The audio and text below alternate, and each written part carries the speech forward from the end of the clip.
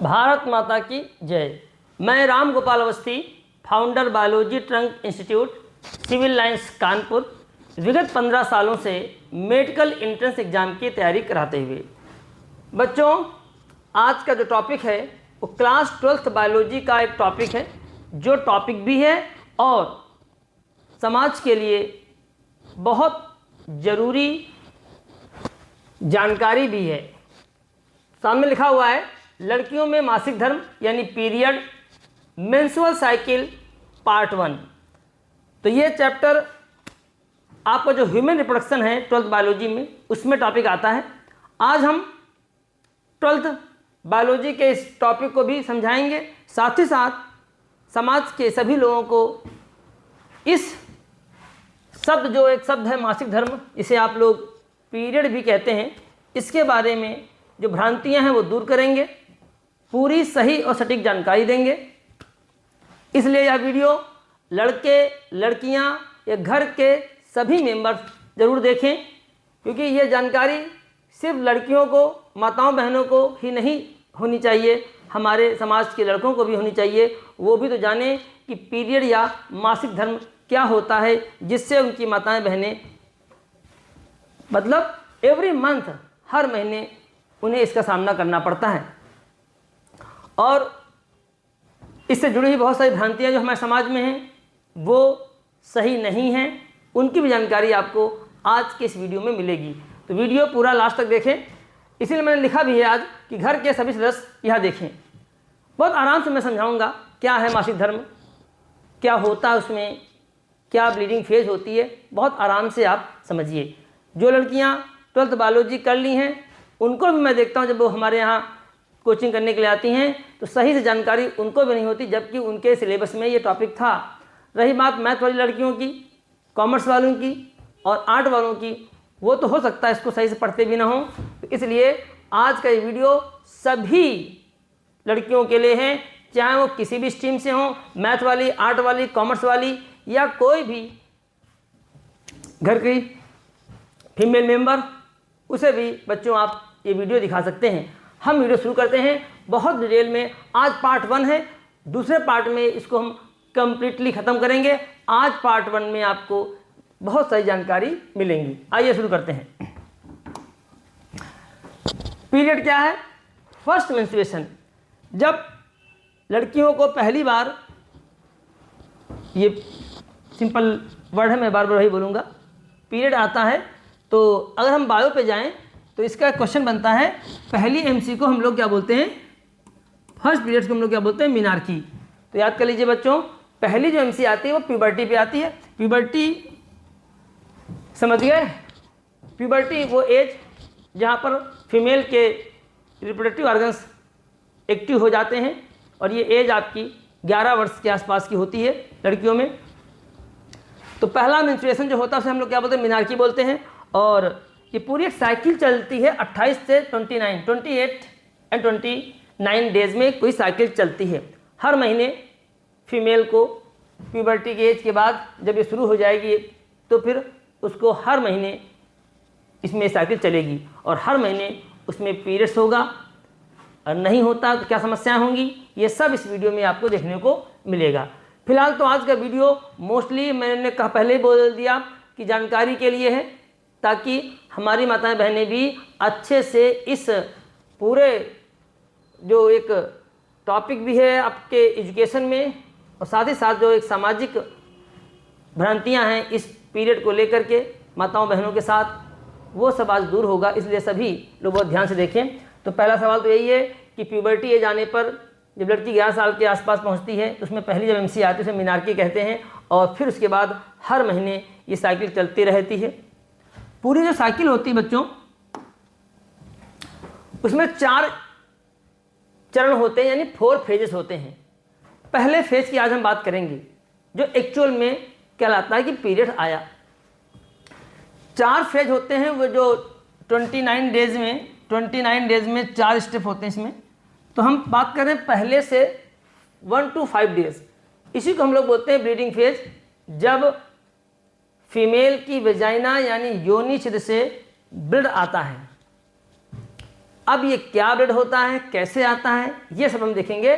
तो पहला जो 1 से 5 डेज का होता है उसे हम लोग बोलते हैं ब्लीडिंग फेज। फीमेल की जो वेजाइना होती है, योनि छिद्र होता है, उससे ब्लड आता है। अभी हम आपको डायग्राम के थ्रू भी समझाएंगे और क्लियर हो जाएगा आपको। ये मैंने बना दिया है फीमेल का एक्सटर्नल जेनिटेलिया। फीमेल में ये जो मैंने बनाया है पार्ट, पूरा पार्ट, इसमें बस कुछ बातें मैं आपको समझाऊंगा। ये फीमेल का पेल्विक रीजन है और यहाँ पर आप देख रहे हैं ये एक छिद्र है, ये दूसरा छिद्र है, ये तीसरा छिद्र है। पहला जो छिद्र होता है ऊपर की ओर, ये यूरेथ्रा होता है, यहाँ से यूरिनेशन होता है यानी पेशाब होती है। तो ये आपका पहला छिद्र हो गया। दूसरा छिद्र है आपका वेजाइना और तीसरा छिद्र है एनस, जहाँ से मल त्याग वगैरह होता है यानी। तो ये आप देखिए फीमेल में यहाँ पे डायग्राम बना दिया गया है। उस डायग्राम के थ्रू आपको मुझे जो बताना वो ये है कि ये जो छिद्र है वेजाइना, इसी से ब्लड धीरे धीरे बहता रहता है। तो इतना क्लियर हुआ कि पीरियड के समय जो ब्लीडिंग होती है वो कहाँ से बाहर आती है, वो वेजाइना यानी जिसे आप लोग हिंदी में योनि कहते हैं, वहाँ से धीरे धीरे ब्लड जो है बहता रहता है। धीरे धीरे बहने का मतलब है ना, पानी कहीं से निकल रहा है धीरे धीरे, तो उसको आप लोग बोलते हैं हिंदी में रिस रहा है पानी या रिसना कहते हैं। ठीक वैसे ही धीरे धीरे ब्लड जो है वेजाइना से बाहर आता है। तो क्लियर हो गया कि पीरियड के दौरान जो ब्लड आता है वो कहाँ से आता है, यहाँ से आता है वेजाइना से। ये वही छिद्र है जहाँ से हम और आप सभी ने जन्म लिया है, बर्थ यहीं से हुआ है, यहीं से आफ्टर 9 मंथ जो बेबी बनने के बाद बाहर आता है, डिलीवरी होती है, चाइल्ड बर्थ। ठीक है, तो इसी वेजाइना से धीरे धीरे ब्लड बहता रहता है। तो आप देखिए यहाँ पर 3 छिद्र हैं। ऊपर की ओर जो छेद होता है उसे बोलते हैं यूरेथ्रा, यहाँ से पेशाब होता है, और नीचे जो आप देख रहे हैं वेजाइना, यहीं से ब्लड बहता रहता है। और सबसे नीचे एक छेद होता है एनस, जिसे आप जानते हैं। ठीक है, तो ये डायग्राम बना के आपको मैंने बताया कि जो पीरियड्स का ब्लड है वो कहाँ से आता है बच्चों, वेजाइना से आता है, और वो भी धीरे धीरे बहता रहता है। आगे बढ़ते हैं।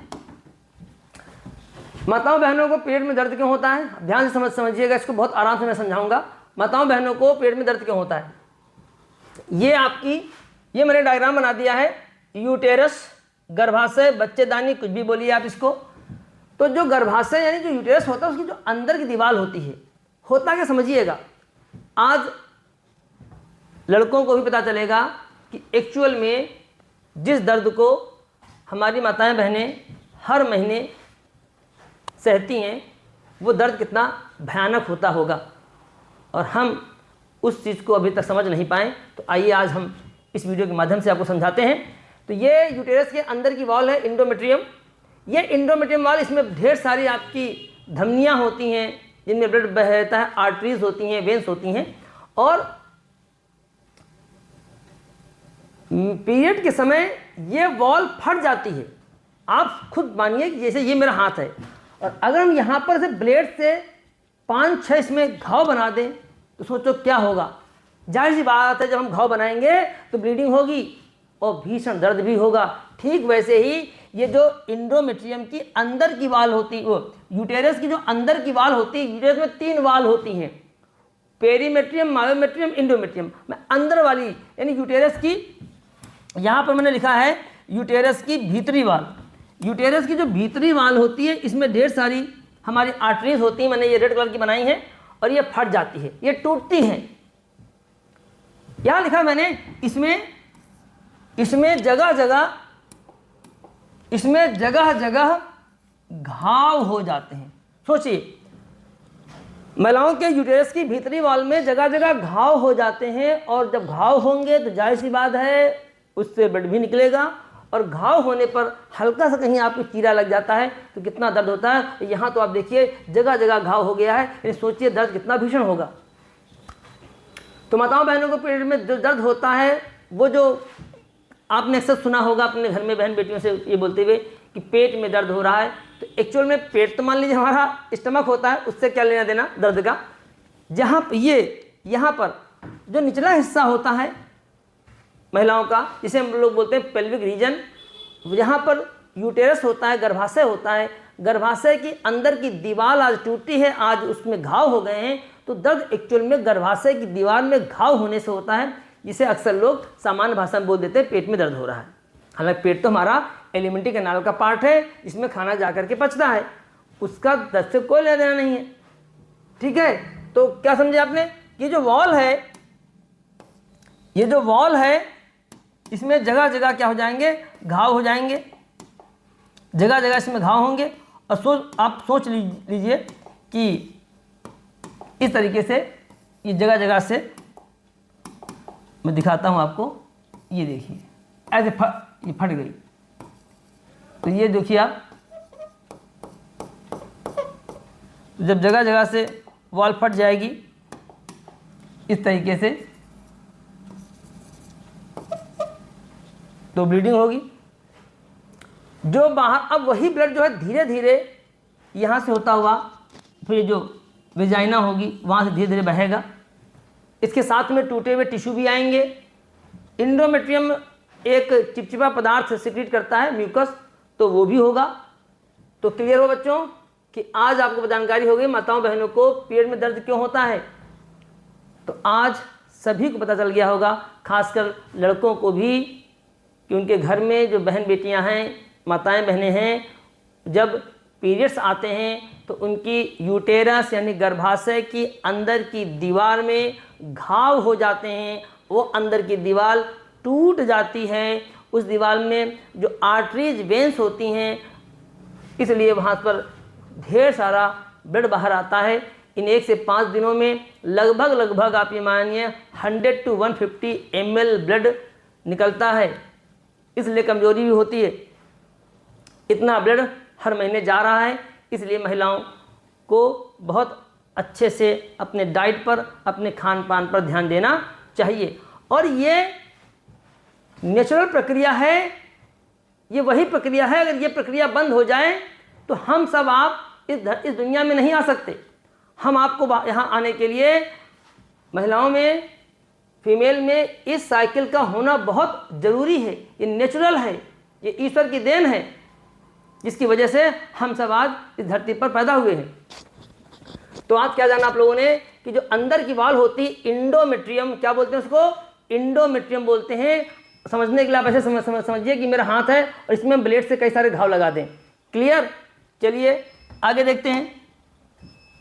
आगे पीरियड को लेकर के जो भ्रांतियां हैं, हमारे पूर्वजों ने जो कहा उसके पीछे की सोच सही थी, हम लोगों ने ढकोसला बना दिया।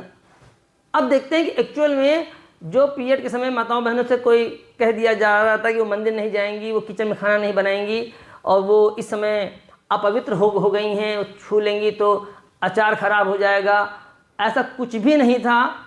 इसके पीछे सीधे सीधे रीजन का था कि ये जो समय है जिसमें अभी मैं आपको बताऊंगा कितना भीषण दर्द होता है, और उन्हें बहुत सारा हाइजीन का इसमें इन्फेक्शन हो सकता है, इसलिए उन्हें हाइजीन पर ध्यान देना होगा। इसलिए हमारे पूर्वजों ने उनको आराम देने के लिए इस तरह से काम करने से मना किया था, ना कि ऐसा कि अगर वो किचन में जाएंगी तो किचन हमारा अशुद्ध हो जाएगा। ये सब भ्रांतियां हैं और ये कतई नहीं होनी चाहिए।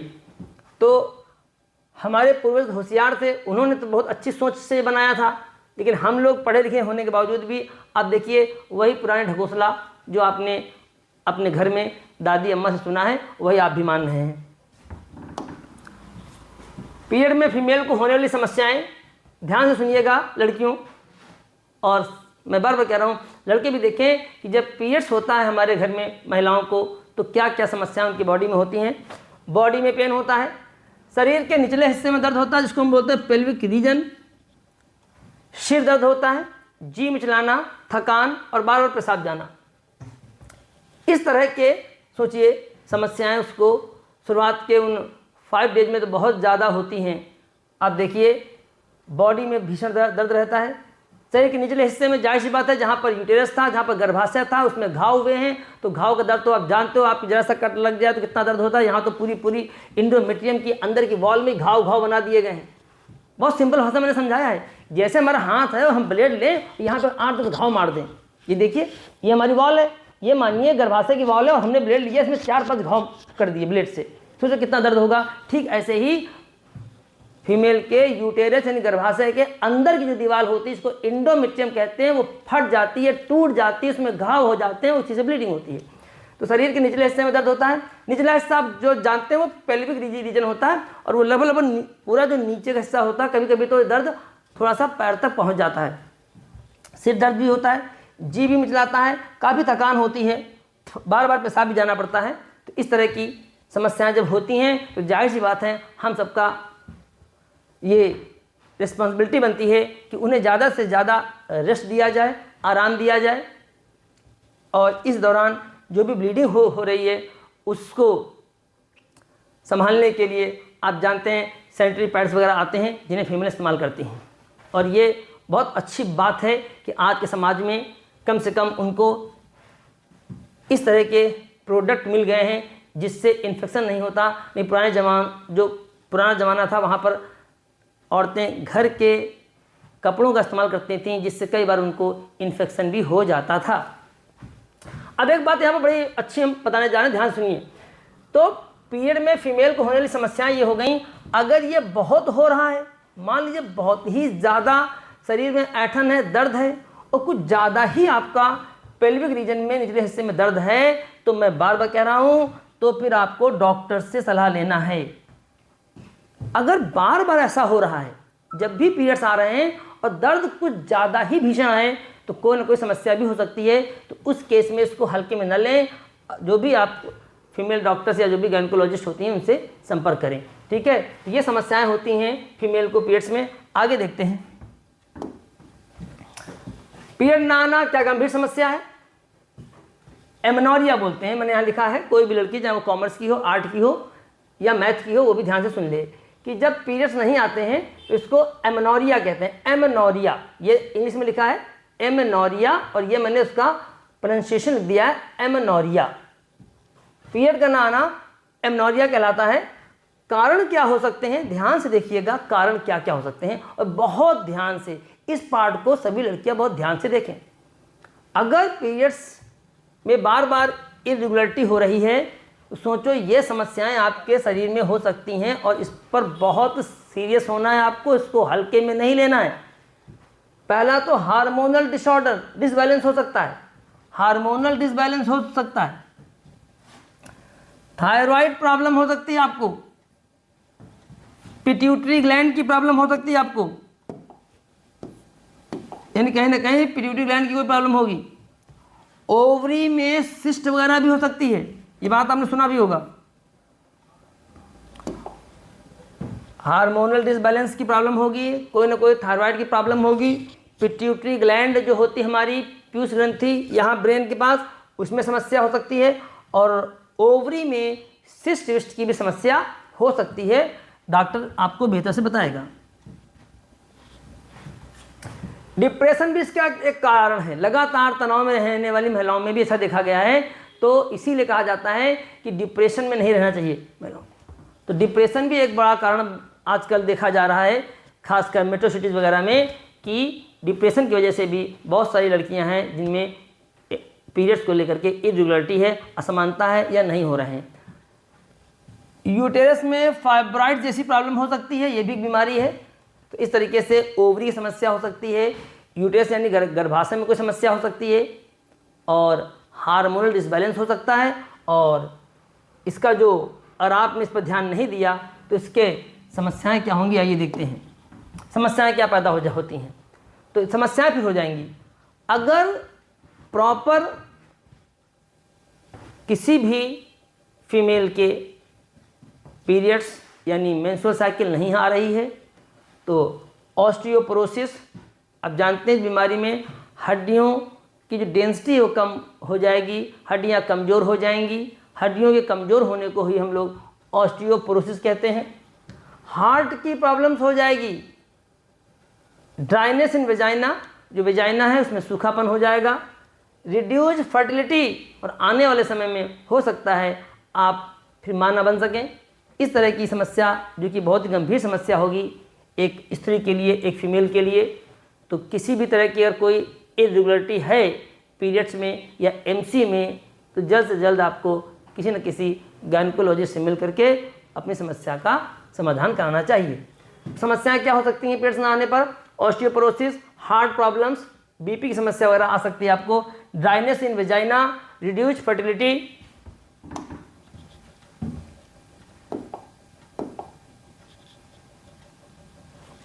क्लियर? तो ये समस्याएं हो सकती हैं। तो मेरा अनुरोध है सभी माताओं बहनों से, लड़कियों से, कि अगर इस तरह की समस्याएं आती हैं तो आप फ़ौरन अपने घर की जो भी मम्मी वगैरह हैं उनसे बात करें और एक अच्छे गायनेकोलॉजिस्ट से मिल करके अपनी समस्या को सॉल्व करें। पीरियड में जो चटक लाल रंग का पदार्थ निकलता है, जो फ्लूइड बाहर आता है, उसमें क्या क्या हो सकता है इसको ध्यान से देखें। इसमें देखिए दो चीज़ें हो सकती हैं, ब्लड के थक्के हो सकते हैं। आप जानते हैं जब ब्लीडिंग हुई है तो ब्लड क्लॉट भी होता है, थक्के भी हो सकते हैं और ब्लड भी हो सकता है। तो ब्लड के क्लॉट भी होते हैं, उसमें थक्के भी होते हैं, क्योंकि आप जानते हो ब्लड और ब्लड भी होता है। इंडोमेट्रियम जो मैंने बताया आपको, यूटेरस के अंदर की वॉल जो टूटी है उसके टिश्यू हो सकते हैं, और म्यूकस भी हो सकता है जो कि इंडोमेट्रियम ही एक चिपचिपा पदार्थ निकाला करता है। तो ये चीज़ ब्लीडिंग जो होती है महिलाओं को, उसमें ब्लड क्लॉट, ब्लड, इंडोमेट्रियम के टिश्यू हो सकते हैं और म्यूकस हो सकते हैं। इसलिए बहुत अच्छे से साफ़ सफाई का ध्यान रखना चाहिए, हाइजीन का बहुत विशेष ध्यान रखें, क्योंकि अगर इस कंडीशन में इन्फेक्शन होने की संभावना बहुत ज़्यादा होती है। इसलिए आप हाइजीन का बहुत ख्याल रखें।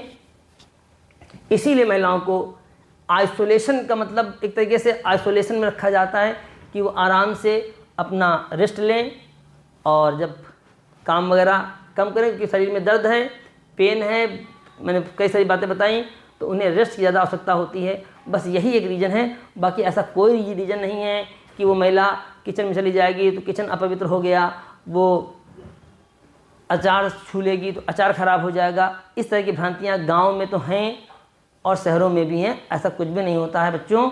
यानी हमारे पूर्वजों की सोच कुछ और थी और हम लोगों ने इसको ढकोसला बना दिया, जिससे आप सभी को बचना है।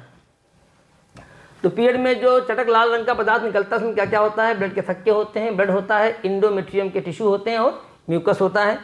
ये सब चीज़ें आज आपने देखी। तो इस तरीके से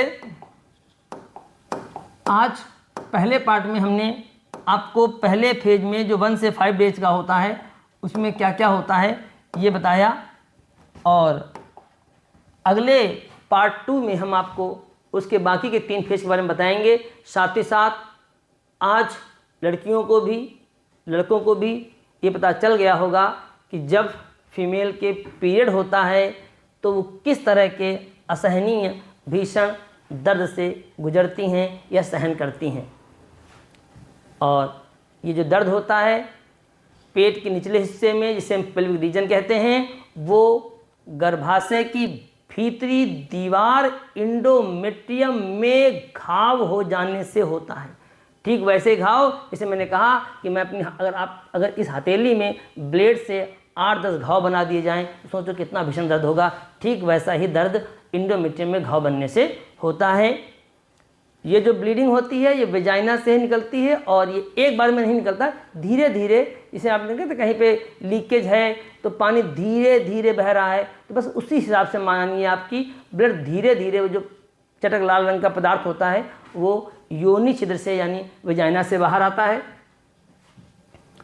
क्या समस्याएं होती हैं पूरे जो भी उस दौरान 1 से 5 दिन में वो, और साथ ही साथ अगर किसी फीमेल के एमसी में कोई इरेगुलरिटी है, पीरियड्स नहीं हो रहे हैं, तो आगे चल के कौन कौन सी गंभीर समस्याएं उत्पन्न हो सकती हैं उनके बारे में जानकारी दी, डिजीज़ के बारे में बताया।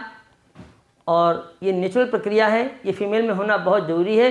इसके ना होने से आपने देखा कि फीमेल में कितनी समस्याएं पैदा हो जाती हैं, उनकी हड्डियां कमज़ोर हो सकती हैं, उन्हें हार्ट की प्रॉब्लम हो सकती है, बीपी की प्रॉब्लम हो सकती है, और साथ ही साथ जो उनका इस संसार में